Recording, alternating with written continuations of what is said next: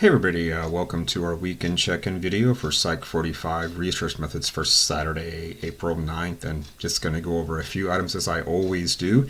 And first up here is that your most recent discussion on Chapter 11 on factorial designs. Those have been graded and posted, so you should find those there. Also, you're going to have your quiz on Chapter 11 on the Monday after we come back from our spring break next week, so Monday 4/18, so be ready for that in class there for Chapter 11's quiz. We are going to have on Monday as well, when we come back on the 18th, we're going to finish up Chapter 11 and also start getting into Chapter 12. So that's the plan for our following week there. And just a reminder too, and you'll get an announcement about this soon, is that your final literature review paper will be due Wednesday, April 27th. So not next week, but the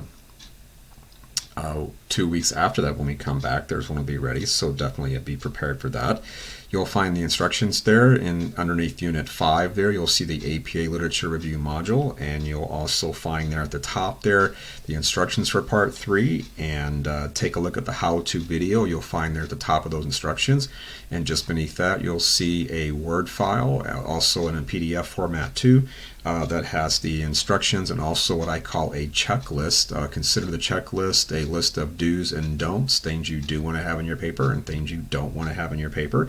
But the instructions are very helpful because part of what you'll find there in the instructions there in that file are some embedded links to that online writing lab, the old WL, or the OWLs it's called. They have a sample title page, an abstract, and actual complete sample literature review papers, so do take a look at that. It's always good to have a model to work from.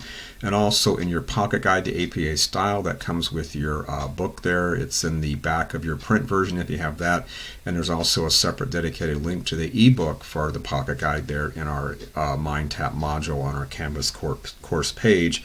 And you'll find there in Chapter 9, there's a couple of sample papers. The first one that's there on birth order, that's a sample literature review paper. You might want to take a look at that. It'll really help you understand what you need to be working towards there. Also too, you'll see in the instruction file there that you're going to turn in a minimum of 8 full pages of literature review content. That is information about the resources you found as documented in your list of references. And you're also going to have 3 more pages, a title page, an abstract page, and a page of references. So 11 pages altogether, but 8 of those are the actual meat and potatoes of your actual literature review. And when you do your literature review, there are a couple of things. Make sure you cite every one of your 10 references from your list there, or however many references you have. You need to say at least something about each one of them, and don't cite from sources that you don't have in your list of references, because this is a review of the literature. That is what you found as literature in your list of references there, so be careful about that.